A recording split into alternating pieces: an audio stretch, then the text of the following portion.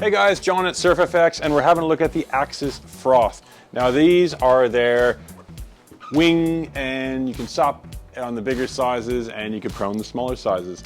So the Froth board from Axis is pretty cool because Adrian from Axis, who is the mastermind behind it, a lot of the foilers don't know this, but his roots are windsurfing and windsurf shaping with some of the best guys in the world in Maui back in the day.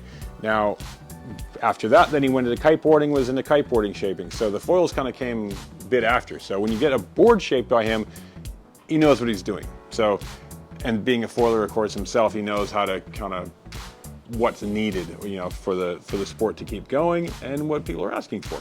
So what you get are the nice compact boards with a rounded front end. I mean, practicality wise, it allows you to, you know, not catch your nose as much. Aesthetically, it looks way better having a board that looks like a board instead of just a squared off block of foam, if I'm to be honest.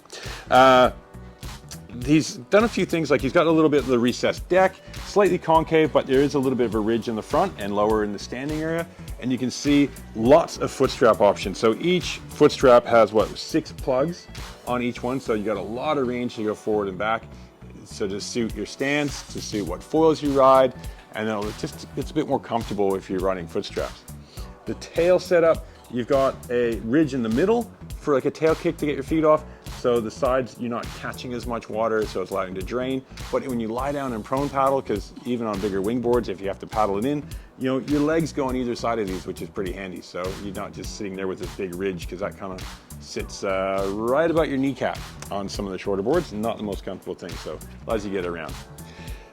The grip on these are not super rip your skin up abrasive. They've got that texture embossed kind of alligator snakeskin print kind of embossed on it, so it's heat sealed, so it's not super rough, but it is still an EVA, so there's enough traction to kind of, you know, keep you on your feet. And then of course you've got the cutouts. Now these cutouts actually give you a little bit of traction too, which is nice. Bottom wise, again, being a windsurf shaper knows a bit more about this. This is nice. So you've got the chamfered rail, so you can see, I don't know if you see there in the glare, starts here, gets wider as you go towards the nose.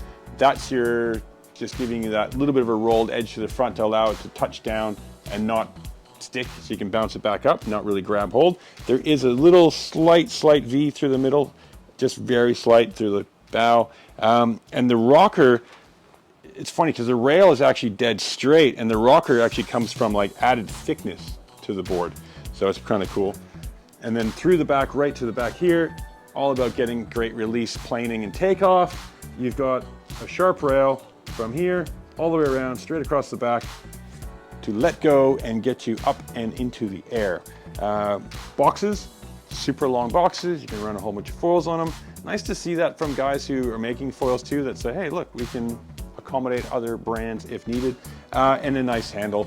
It's not a super deep handle, it's just the, you know, this shallow one, but it is wide enough to get, I got big hands, my whole hand can go in, all 4 fingers. Some of them lately have been coming in with like little tiny handles to cut weight, but really a bit of comfort's more ease of carrying. It's a bit better than saving like 50 grams. So size wise, now they do a lot of sizes. So smallest I've got up here right now is a 4.8, 65 liter, but they've got, of course, the high-end small size, but importantly, if you're a big guy like myself at 100 kilos, that's almost 220 pounds, they've got bigger stuff. And if you're a beginner, even more so, because it's hard to find good beginner boards that aren't cheap, soft top, bleh.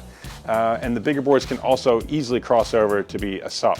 So in the bigger stuff, a 5'6" at 110 liters, a 5'8" at 120, 5'11" at 135. Now that would be, so that's bigger, higher volume than my stand-up paddleboard, so I could stand-up paddle SUP that. And then they've got a 6'4" and a 6'8" on top of that. So big boys, we got your boards, and you got decent boards for SUP foiling. So thank you, Adrian. Thank you, Axis. Well done.